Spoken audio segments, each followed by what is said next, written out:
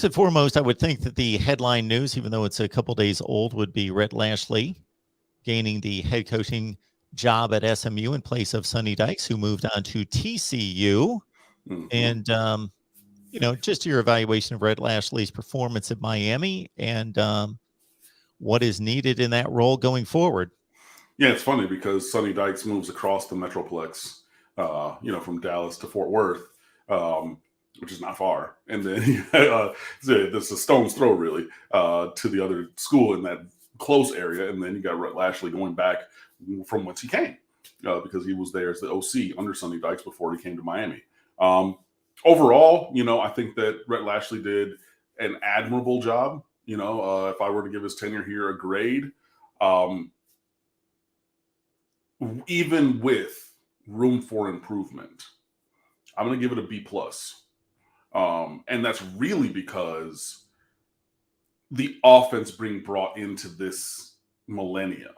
You know what I mean? Like, it was just so outdated and antiquated, and we're just going to line up, and whatever we're trying to do, we're going to, it takes perfect execution, right? If you remember the Al Golden teams, and those teams actually put up numbers, but there was no motion. There was no real confusion.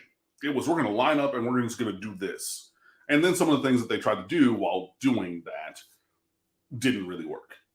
But the updated paradigm from Rhett Lashley with this offense is the biggest thing to take away.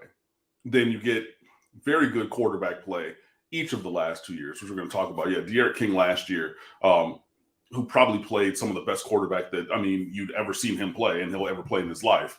Because if he's going to go on to the pros like he is, he's going to play something other than quarterback.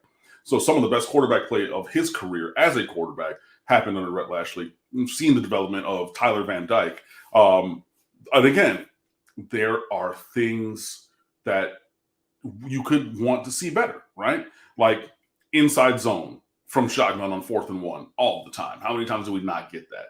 Just relying on that, not even having a quarterback read tag, not even having an RPO bubble or any other tag on that play.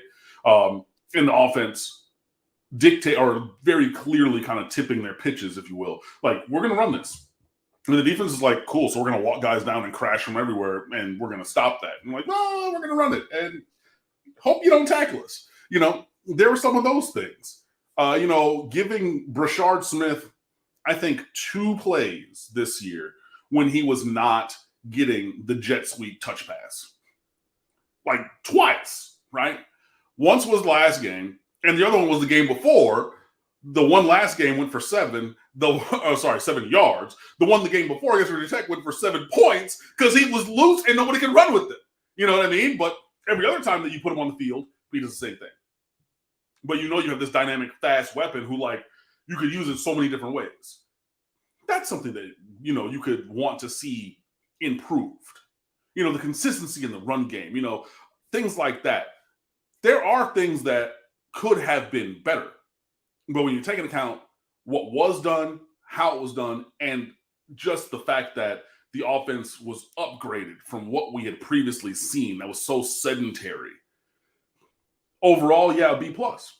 And I don't know exactly how I phrased it, but when we hired Rhett Lashley, I said, this is 2 to 3 years in a head coaching job for him. That has to be the goal, because Miami's offense was so moribund, right? Again, or with, Mark Richt is the coach. And then obviously Malik Rozier the 1 year, and then, rotating through everybody. And then going with Jaron. Well, no, that was a man year. Sorry. But yeah, it just needed new life. It just needed to be different. Right. And that was the task for Rhett Lashley. And he made it different in a lot of good ways. And again, even with making it different in some good ways, there were still some performance issues that were there and you could have liked improvement on. But if he came in and did the job that he did or better, it was going to take 2 to 3 years before he got a head coaching job. Did the job that I expected or thought he could do in these 2 years. And now he's fulfilled that promise, and he's going to be going back to Dallas on the north side of Highland Park, and be the coach of SMU. And, good on him. And that was always the goal, to have him honestly, if we had him for a third year, something would have went really wrong along the way. I was expected 2 and out for him. So he's right on timeline that I thought, lots of people thought, and, good on him. Congrats to him and his family. Congrats to SMU, because I think that you're getting a very good coach who can get better. So don't think I'm saying he's a perfect coach, but, he is a good coach. I think he's a really good fit for that school and that mentality and everything. And, wish him well as he goes forward. Yeah, SMU certainly with a recent history of throwing the ball, innovative offense, and creative offense.